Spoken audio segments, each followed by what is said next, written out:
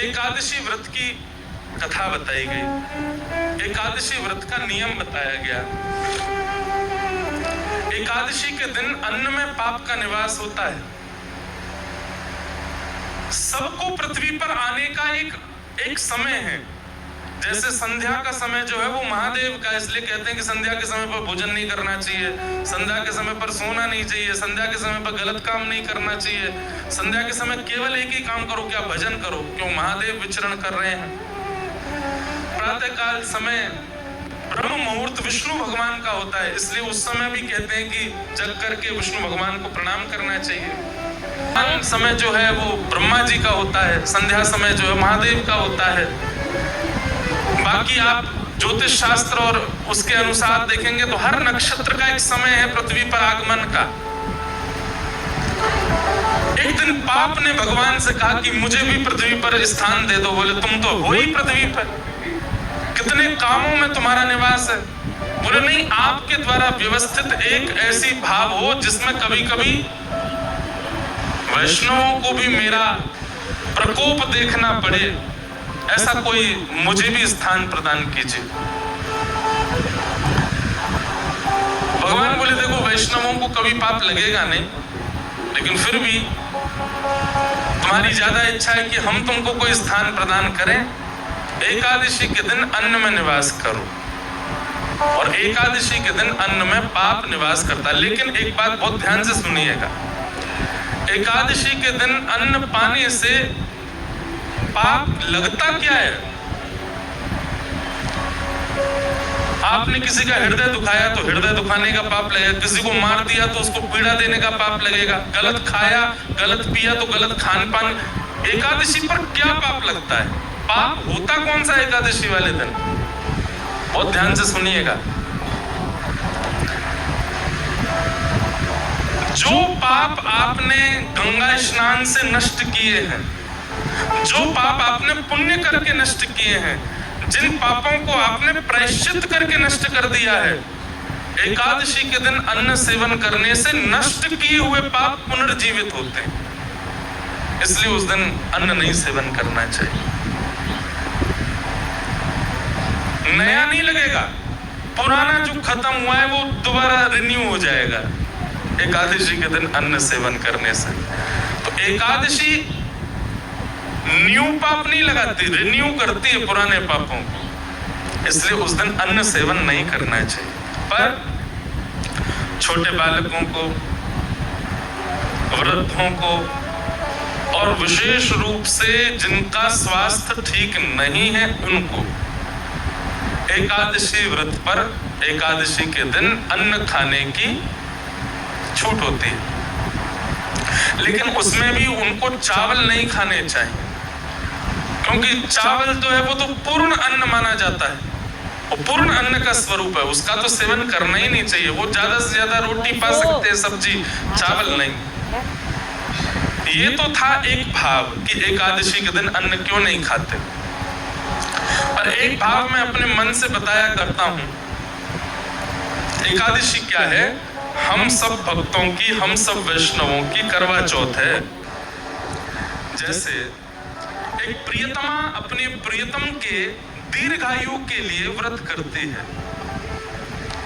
अब दीर्घायु है कि नहीं वो बात एक अलग है, पर एक बात निश्चित है कि हमने ऐसा देखा अपने घरों में भी, आप सब भी देखते हो कि करवा चौथ वाले दिन माताएं जब व्रत करती हैं तो उस दिन प्रियतम का प्रियतमा के प्रति, प्रियतमा का प्रियतम के प्रति कुछ क्षण ही सही प्रेम बढ़ता है, प्रेम उद्दीपन होता है। भाई आपके लिए कोई विशेष काम करे आपको अच्छा लगेगा ना। अब आपके लिए कोई व्रती कर रही बेचारी, सुबह से कुछ खाए पिए नहीं, तो मन में उसके प्रति प्रेम उत्पन्न होता है ना। ठीक वैसे ही हम वैष्णव जब अन्न सेवन नहीं करते, हम वैष्णव जब भूखे रहते हैं, हम वैष्णव जब केवल हरिनाम संकीर्तन करते हैं और बड़े प्रेम से, निष्ठा से, आनंद पूर्वक जब अन्न सेवन नहीं करते हैं, तो निश्चित है बाकी दिन आप ठाकुर जी को याद करते होंगे, पर एकादशी के दिन ठाकुर जी आपको याद करते हैं, आपका स्मरण करते हैं। इस भाव से एकादशी करनी चाहिए, ये एकादशी का भाव। दूसरी बात, भगवान को कुछ ना कुछ अर्पित करना चाहिए। बहुत ध्यान से सुनिएगा। हम लोग क्या अर्पित करते हैं? रुपया अर्पित करते हैं, धन अर्पित करते हैं, स्वर्ण अर्पित करते हैं, चांदी अर्पित करते हैं, कुछ भी अर्पित करते हैं। पर हमारे पास सबसे बहुमूल्य क्या है? हमारा जीवन, हमारी प्रत्येक श्वास, हमारा प्रत्येक क्षण, ये बहुत बहुमूल्य है। आज का दिन जो निकल गया, अब ये मेरे पूरे जीवन में कभी वापस नहीं आएगा। ये आज हो चुका, पूर्ण हो गया, बस अब ये दोबारा नहीं आएगा। ये पिछले बीते 5 दिन जो हमने कथा सुनी, ये जीवन में कभी लौट करके नहीं आएंगे। ये हो चुके हैं, इनकी स्मृति रहेगी जीवन भर। बस हमने पंढरपुर में कथा सुनी थी, पंढरपुर में कथा सुनाई थी। ऐसा बढ़िया मौसम था, ऐसे आनंद करते थे, सुबह ऐसा करते थे, शाम, बस ये स्मृति ही रहेगी आपके पास। ये दिन वापस कभी नहीं आएंगे। और एक बात बताऊं, आप लाख कोशिश करके दोबारा कर लो ऐसा, पता नहीं जी, फिर सोच ले, फिर कथा हो, वही हो, वैसे ही हो, सारी A to Z आप एक जैसी व्यवस्था कर लो, तब भी इस बार जैसा सुख अगली बार नहीं होगा। ज्यादा हो सकता है, पर एज इट इज ऐसा आपको दोबारा नहीं मिलेगा। ये हमेशा के लिए एक स्मृति रहेगी। हर दिन जो हमारा गुजरा वो लौट करके नहीं आने वाला है। हर क्षण जो हमारा निकला, हर श्वास जो हमारी निकली, वो निकल चुकी है बस। पर एकादशी के दिन जब व्यक्ति निष्ठा पूर्वक, प्रेम पूर्वक, आनंद पूर्वक अपने दिन की शुरुआत करता है, उसकी हर क्षण, हर श्वास, पूरा दिन वो ठाकुर जी को अर्पित होता है। और सबसे बड़ी बात, आपकी आयु 2 चीजों से कम होती है। व्यक्ति की आयु 2 चीजों से कम होती है, बहुत बोलने से और बहुत खाने से आयु कम होती है। यदि व्यक्ति बहुत खाएगा तो जीवन में, हमारा जीवन निश्चित है, इतना अन्न ही मैं खा सकता हूं। अब उसको भले ही मैं 50 साल में खा करके खत्म कर दूं तो 51 साल देख नहीं पाऊंगा, 50 में ही मुझे जाना पड़ेगा। ये वंशीधरा तो बड़ी अच्छी कथा है। ठाकुर जी ने सबके लिए एक अन्न निश्चित करके रखा है, उतना ही खाना है हमको। लेकिन व्यक्ति जब एकादशी का व्रत करता है तो व्रत वाले दिन अन्न नहीं खाता, और अन्न ना खाने से उसकी जो एक दिन की आयु है वो बच जाती है। लेकिन वो एक दिन की आयु एकादशी करने से ऐसा नहीं आपको बाद में मिलेगी, वो एक दिन की आयु ठाकुर जी के चरणों में अर्पित हो जाती है। व्यक्ति ने अपना एक दिन प्रदान कर दिया ठाकुर जी को। नाथ, मेरी प्राण सबसे बहुमूल्य, मेरी आयु बहुत बहुमूल्य है, मैं अपनी आयु एक दिन की ही कर, अब इससे ज्यादा तो क्या करूं, महाकलियुगी पापी जीव हूं मैं, पूरी तो दे ही नहीं पा रहा। कम से कम महीना में ये 2 बार की एकादशी के 2 दिन की आयु आपको प्रदान कर रहा हूं। ठाकुर जी को चाहिए नहीं, पर प्रियतम को प्रसन्न करने के लिए कुछ तो बहुमूल्य दें, तो हम अपनी आयु ठाकुर जी को अर्पित करते हैं कि नाथ ही आयु आपके। अच्छा, आयु ठाकुर जी को देते हैं मतलब अपना एक दिन पूरा हम ठाकुर जी को दे चुके हैं। हमारे जीवन में 365 दिन है, हर दिन हम किसी न किसी को दे रखे हैं। विशेष रूप से किसको दे रखा है? 2 लोगों को, एक तो लक्ष्मी को, दूसरा अन्न को। इन दोनों को हम हर दिन देते हैं, अन्न को भी हर दिन देते हैं, लक्ष्मी को भी हर दिन देते हैं। लेकिन ये एकादशी के दिन जब आप व्रत करते हो तो पूरा दिन ठाकुर जी को अर्पित हो जाता है, ठाकुर जी को दे दिया जाता है। एक प्रकार का महादान भी है एकादशी का व्रत करना। वैष्णवों के अंदर 3 निष्ठा होनी चाहिए। पहली नाम जप निष्ठा, दूसरी एकादशी निष्ठा, और तीसरी तुलसी माला पहनने की निष्ठा, तुलसी निष्ठा। अगर आप 3 निष्ठाओं में निष्पन्न हो तो आप वैष्णव हो। तो इस प्रकार से एकादशी व्रत का महात्म और महत्व बतलाया गया। व्यक्ति की सामर्थ्य हो तो उसको निश्चित ही एकादशी करनी चाहिए। और मैं बार बार एक ही बात कह रहा हूं, प्रसन्नता पूर्वक, गौरव करके और बहुत एक्साइटमेंट में एकादशी का व्रत किया करो। कि सुबह उठते ही महाराज पता चल गई नाश्ते में क्या बना है, बोले आज तो बेटा नाश्ता में फल मिलेंगे, क्यों एकादशी और आपको, अरे आज एकादशी है। उसी समय तोड़ देना एकादशी, और तोड़ के देना टूटी गई एकादशी। जैसे ही आपकी निष्ठा विफल हुई एकादशी टूट जाती है। लोग सोचते हैं नमक खाने से, जे खाने से एकादशी टूटती है, नहीं। आप जैसे ही अश्रद्धा रखते हैं, 1% भी अश्रद्धा होती है, उसी समय आपकी एकादशी टूट जाती है, आपका व्रत टूट जाता है। दूसरी बात, व्रत कब टूटता है? अब आप अन्न ना खाने को तो इतनी प्रायोरिटी दे रहे हो, नहीं अन्न नहीं खाना है, आज तो एकादशी जी, और वैसे बेचारे किसी का हृदय दुखा रहे हो, किसी को गालियों पे गालियां दिए जा रहे हो, किसी का हक मार रहे हो, किसी के साथ में बुरा कर रहे हो। क्षमा करो, ऐसी एकादशी बिल्कुल मत रखो। एकादशी को भी रहता होगा कि भाई ऐसे व्यक्ति के पास मैं रहूं क्यों जो इतना बुरा करे। मतलब एक दिन तो आप कम से कम, जैसे हॉलीडे होता है ना, छुट्टी होती है, एकादशी के दिन अपने अवगुणों को छुट्टी रखा करो। आज चाहे कोई कुछ कर ले, पत्नी कितना भी चल, मैं क्रोध ही नहीं करूंगा। बच्चे चाहे कुछ भी कर ले, आज क्रोध नहीं करना, आज क्रोध की छुट्टी है। पता चला पूरा परिवार इंतजार कर रहा है एकादशी कब आएगी, उस दिन क्रोध तो करेंगे नहीं। अच्छा देखो कितना अच्छा व्रत। मैं तो कहता हूँ कथा में कि एकादशी पर केवल अन्न छोड़ने वाला नियम नहीं, 2-4 नियम और करो। जैसे पूरे दिन मुस्कुराहट रखो मुख पर, चाहे कुछ हो जाए आप प्रसन्न ही रहो। कितना अच्छा, ऐसी एकादशी करो। व्रत है, बोले काय मत करो, तो प्रसन्न रहने का व्रत है। आज प्रसन्न ही रहूंगा मैं। बच्चे बेचारे ऊधम मचा रहे हो और आप मुस्कुरा करके देख रहे हो। उसने गिलास तोड़ दिया, आप खुश हो। द्वादशी आने दे बेटा, तुझे देखता हूं मैं, रुक जा, आज कर ले तेरा जो मन है, बहुत बढ़िया, आनंद करो। ऐसा नहीं, एक भाव है, प्रसन्न रहो। एकादशी का मतलब है अवकाश। तो अवकाश केवल अन्न को ही क्यों दिया जा रहा है? उन सब चीजों को दो जिससे आप संसार में एग्जिस्ट करते हो। और मैं तो भाई खुलेआम कहता हूं,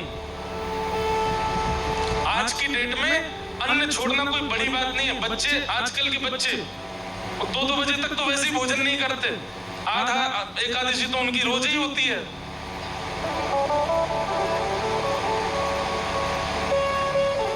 भूखा रहना कोई बड़ी बात नहीं है आज की डेट में।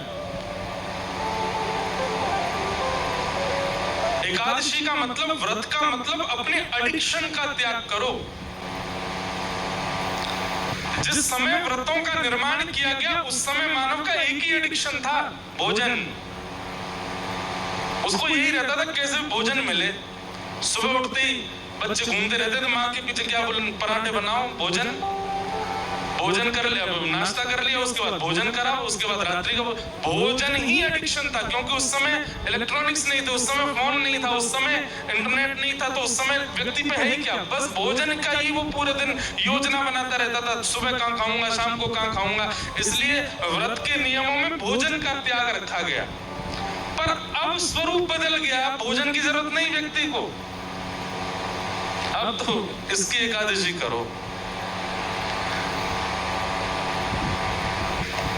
मैं तो नहीं करता, पर मैं अगर बदलाव करना चाहूं अपनी एकादशी में, तो मेरे को 2 नियम करने का बहुत मन होता है। वैसे तो बताना नहीं चाहिए, करूं तब बताऊं, लेकिन फिर भी बता देता हूं। किसी को मुझसे पहले लग रहा हो तो आज पंढरपुर में ही नियम लेके चले जाओ। एकादशी के दिन 2 नियम तो करो। पहला, मौन, बोलो मत। और ये आपके ऑफिस को, ये आपके फैक्ट्री के लोगों को, दुकान के लोगों को, परिवार के लोगों, सबको बता दो, भाई तुम मुझसे पूरे महीना बात करो, एकादशी के दिन मौन रहूंगा मैं। और दूसरा, एकादशी के दिन इसका प्रयोग मत करो। और करो तो केवल कॉलिंग उठाने के लिए उठाओगे तो करोगे क्या, बोल तो सकते नहीं हो। मौन रहो और इसका प्रयोग मत करो। इसको भी स्विच ऑफ रखो। सबको एक दिन पहले ही 10वीं को मैसेज डाल दो, कल एकादशी है, फोन बंद रहेगा मेरा। महाराज तब असली एकादशी मानी जाएगी आपकी। और फिर करना क्या, पूरे दिन केवल हरि स्मरण। सुबह जगन्नाथ जी के स्मरण से प्रारंभ करो, मध्याह्न द्वारिका जी का स्मरण करके, दोपहर में व्रजमंडल का स्मरण करो, सब कथाएं आदि श्रवण करते हुए रात्रि में पंडरीनाथ भगवान का स्मरण करके फिर अपनी एकादशी को विश्राम दो। ये है मूल एकादशी, है वास्तविक एकादशी। एकादशी को लोगों ने आजकल फैशन के रूप में एकादशी कर रहे हैं, उसका भी एक रूप बना लिया है, उसको भी एक एंजॉयमेंट। ठीक है, एंजॉय तो करना है, पर भगवत स्मृति के साथ में करना है। और आज की डेट में क्षमा कीजिएगा, भगवत स्मृति में सबसे बड़ी बाधा है ये, सबसे बड़ी बाधा। अब प्रयोग करने के ऊपर है, आप किस रूप से उसका प्रयोग करते हो। तो एकादशी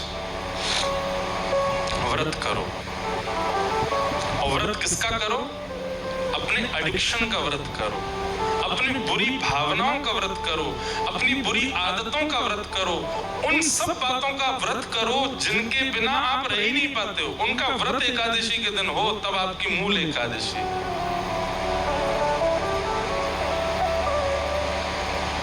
और अंतिम बात, एकादशी व्रत में इतनी सामर्थ्य है कि यदि निष्ठा से कोई व्यक्ति एकादशी व्रत पालन करे तो एकादशी व्रत के प्रभाव स्वरूप एकादशी के ही दिन भगवत धाम परायण होगा उसका। वो पृथ्वी से एकादशी को ही जाएगा। और ये मैंने अपनी आंखों से देखा, अनुभव किया है। बड़े बड़े भजनानंदी, बड़े बड़े वैष्णवों की आप तिथियां देखो, तो एकादशी को ही जाते हैं। और एकादशी को जाने का मतलब क्या है, स्वयं शंख चक्र गदा पद्मधारी नारायण ही उनको लेकर के गए हैं, ये इस बात का प्रमाण है। तो एकादशी व्रत में बहुत निष्ठा, एकादशी को सामान्य नहीं।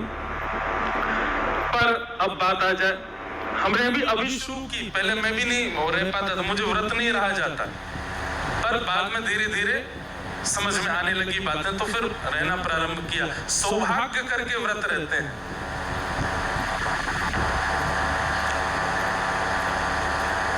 लेकिन अब कई जगह एकादशी निषेध है, जैसे जगन्नाथपुरी में वहां एकादशी नहीं होती। जैसे हमारे श्री वृंदावन के राधा वल्लभ जी मंदिर में वहां एकादशी का भाव नहीं। जैसे वृंदावन के बिहारी जी में, वृंदावन बिहारी लाल जी में भी एकादशी नहीं होती। हरिदासी परंपरा, हरिवंशी परंपराओं में एकादशी का भाव नहीं।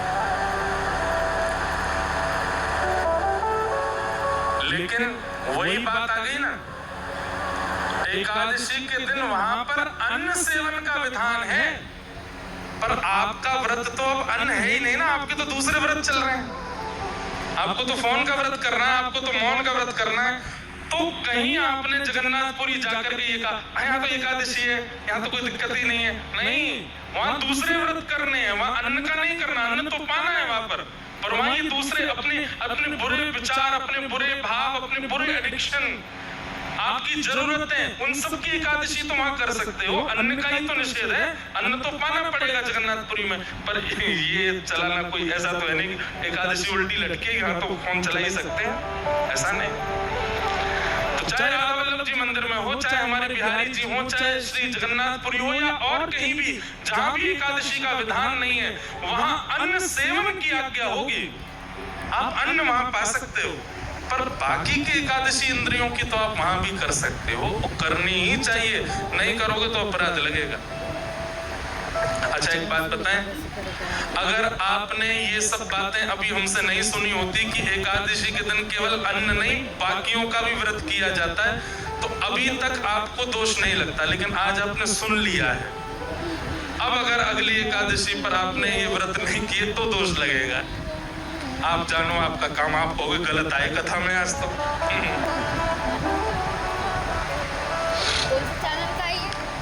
अब सुन लिया है ना आपने, अब तो आपको पालन करना पड़ेगा।